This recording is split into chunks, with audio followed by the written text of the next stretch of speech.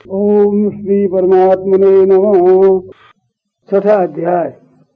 भगवान बोले, मैंने कर्मयोग की बहुत सी बातें बता दी, अब मैं कर्मयोग की खास सार बात बताता हूँ।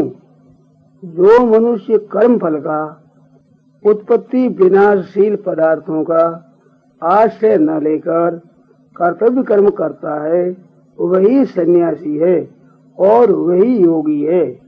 केवल अग्नि और क्रिया का त्याग करने वाला सन्यासी और योगी नहीं है।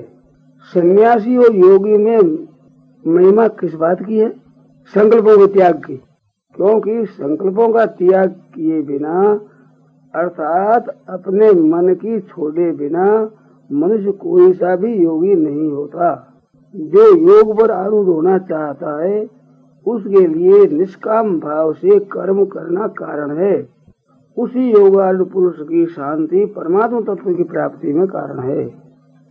अर्थात संसार के त्याग से मिलने वाली शांति का उपभोग न करना परमात्मा तत्व की प्राप्ति में कारण है। उस योगारूढ़ के लक्षण क्या है? जिसकी न पदार्थों में और न कर्मों में आसक्ति है तथा न अपना कोई संकल्प है, वह योगारूढ़ है। मनुष्य को योगारूढ़ होने के लिए क्या करना चाहिए? स्वयं को आप ही अपना उद्धार करना चाहिए, अपना पतन नहीं करना चाहिए। क्योंकि वह आप ही अपना मित्र है और आप ही अपना शत्रु है। स्वयं अपना मित्र और अपना शत्रु कैसे है?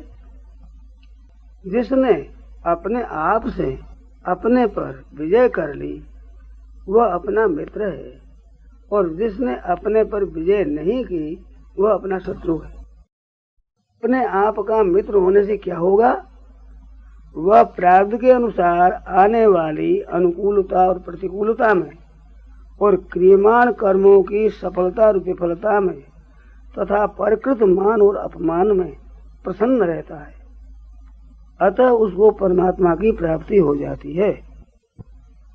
परमात्मा को प्राप्त हुए पुरुष के क्या लक्षण हैं? भगवान, उसका अंतःकरण सदा ज्ञान विज्ञान से तृप्त रहता है, उसका इंद्रियों पर अधिकार रहता है, वह सभी परिस्थितियों में निर्विकार रहता है, पदार्थों में उसकी संबुद्धि रहती है। केवल पदार्थों में ही नहीं, सुहृद, मित्र, शत्रु, उदासीन, मध्यस्थ, द्वेषी, बंधु, साधु और पापी व्यक्तियों में भी उसकी संबुद्धि रहती है। ऐसा समबुद्धि वाला विशेष है, सर्वश्रेष्ठ है। वह संबुद्धि केवल योग से ही होती है या अन्य किसी दूसरे साधन से भी होती है? वह संबुद्धि ध्यान योग से भी होती है। इसलिए मैं उस ध्यान योग की विधि बताता हूँ। ध्यान योगी परिग्रह का त्याग करके कामना रहित होकर एकांत में अकेला रहकर अपने मन को परमात्मा में लगाए। मन को परमात्मा में लगाने के लिए अर्थात ध्यान करने के लिए उपयोगी क्या है? शुद्ध पवित्र स्थान पर योगी अपना आसन न अति ऊंचा और न अति नीचा रखे। वह आसन कुश, मृग चर्म और पवित्र वस्त्र से युक्त हो। ऐसा आसन बिछाकर क्या करे? उस आसन पर बैठकर मन और इंद्रियों की क्रियाओं को वश में करके अंतःकरण की शुद्धि के लिए ध्यान योग का अभ्यास करे। उस आसन पर कैसे बैठे? शरीर, ग्रीवा और मस्तक को एक सूत में अचल करके इधर उधर न देखकर केवल नासिका के अग्रभाग को देखते हुए बैठ जाए। ऐसे आसन से भी किस भाव से बैठना चाहिए? भय रहित प्रशांत अंतःकरण वाला योगी ब्रह्मचर्य व्रत का पालन करता हुआ मन को संसार से हटाकर मेरे में लगाता हुआ मेरे परायण होकर बैठे। इसका फल क्या होगा? इस प्रकार ध्यान योग का अभ्यास करते हुए वश में किए हुए मन वाले योगी को मेरे में रहने वाली निर्वाण परमा शांति की प्राप्ति हो जाती है। पूर्वोक्त प्रकार से ध्यान करने वाले तो कई होते हैं, पर उन सब का ध्यान योग सिद्ध क्यों नहीं होता? अत्यंत खाने वाले का और बिल्कुल न खाने वाले का तथा अधिक सोने वाले का और बिल्कुल न सोने वाले का योग सिद्ध नहीं होता। तो फिर योग किसका सिद्ध होता है? जिसका आहार विहार यथोचित है, जिसकी कर्मों में चेष्टा यथोचित है और जिसका सोना जागना भी यथोचित है, उसके द्वारा दुखों का नाश करने वाला योग सिद्ध होता है। दुखों का नाश करने वाला योग सिद्ध कब होता है? जिस काल में संयत किया हुआ मन अपने स्वरूप में ही स्थित रहता है और स्वयं संपूर्ण पदार्थों से विमुख हो जाता है, अर्थात जब अपने लिए किसी पदार्थ की किंचित मात्र भी आवश्यकता नहीं समझता, तब वह योगी कहलाता है, अर्थात उसका योग सिद्ध हो जाता है। योगी के उस विनियत चित्त की क्या अवस्था होती है?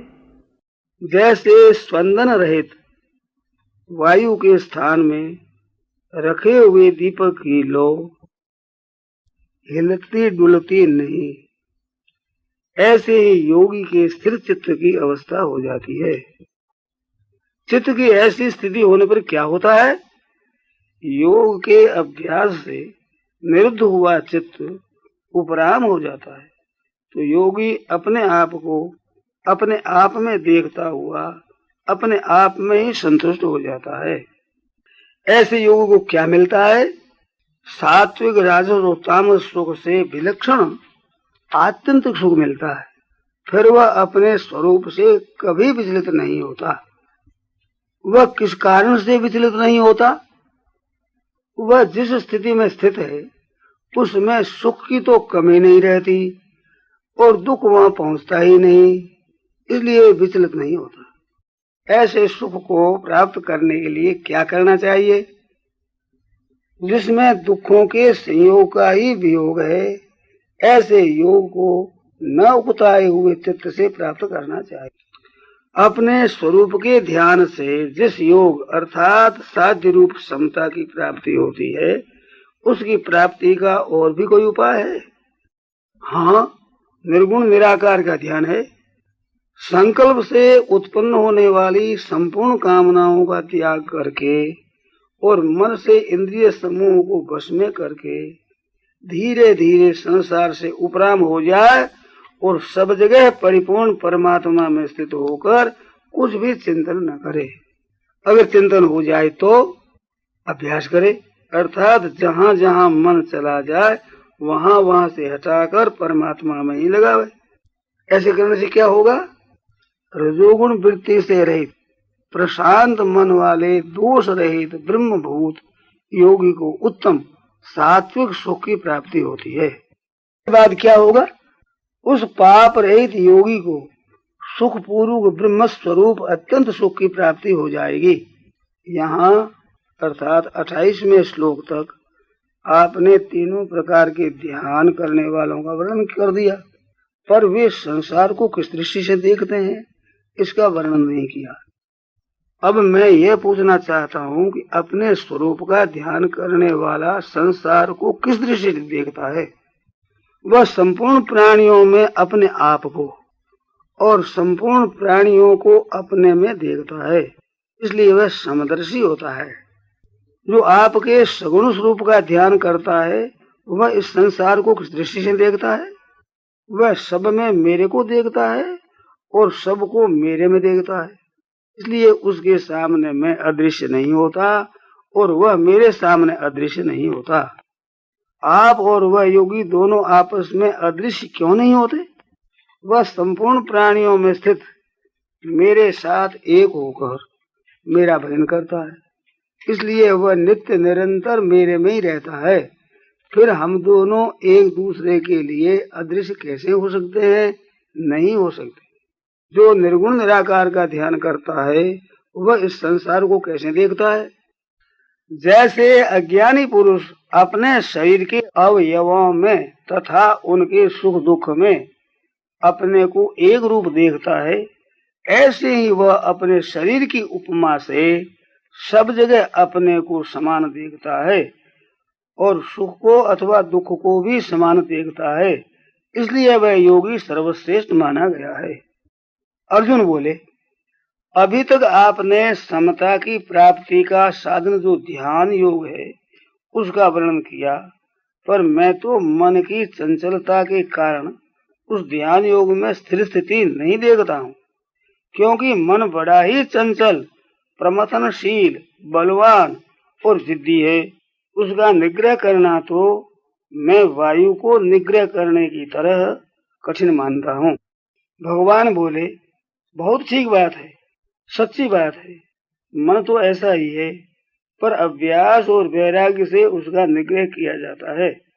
फिर भी भैया, इसमें एक बात और है, वास्तव में ध्यान योग की प्राप्ति में मन की चंचलता कारण नहीं, किंतु मन और इंद्रियों का असंयम अर्थात वश में न होना ही कारण है। इसलिए जिसका मन और इंद्रियां वश में नहीं है, उसके द्वारा ध्यान योग को प्राप्त करना कठिन है, और जिसका मन और इंद्रियां वश में है, उसके द्वारा ध्यान योग प्राप्त किया जा सकता है।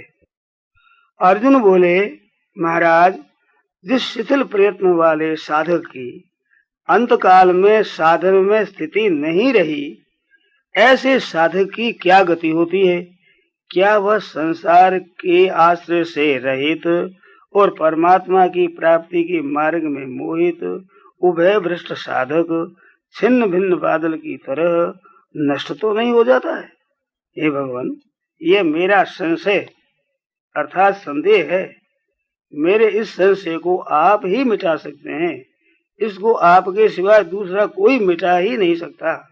भगवान बोले, भैया, उसका न तो इस लोक में और न परलोक में ही पतन होता है। प्यारे, कल्याणकारी काम करने वाला कोई भी साधक दुर्गति में नहीं जाता। वह दुर्गति में नहीं जाता तो कहाँ जाता है? जिस साधक की कुछ सांसारिक सुख की इच्छा रह गई है, ऐसा योग भ्रष्ट साधक पुण्य कर्म करने वालों के लोकों में जाता है और वहाँ बहुत वर्षों तक रहकर फिर मृत्यु लोक में शुद्ध सीमानों के घर में जन्म लेता है, तथा जिसकी सांसारिक सुख की इच्छा नहीं है और अंत समय में किसी विशेष कारण से योग भ्रष्ट हो जाता है, वह सीधे अर्थात स्वर्ग आदि लोकों में न जाकर तत्व की योगियों के कुल में जन्म लेता है। उसका ऐसा जन्म होना इस लोक में अत्यंत दुर्लभ है। तत्वज्ञ योगियों के कुल में जन्म लेने पर क्या होता है? वहाँ उसको पूर्व जन्मकृत साधन सामग्री अनायास ही प्राप्त हो जाती है। फिर वह तत्परता से सिद्धि के लिए यत्न करता है। आपने योगियों के कुल में जन्म लेने वाले की बात तो बता दी, पर श्रीमानों के घर में जन्म लेने वाले का क्या होता है? भोगों के परवश होते हुए भी पूर्वाभ्यास के कारण वह भी परमात्मा प्राप्ति के मार्ग में खिंच जाता है। क्यों खिंच जाता है?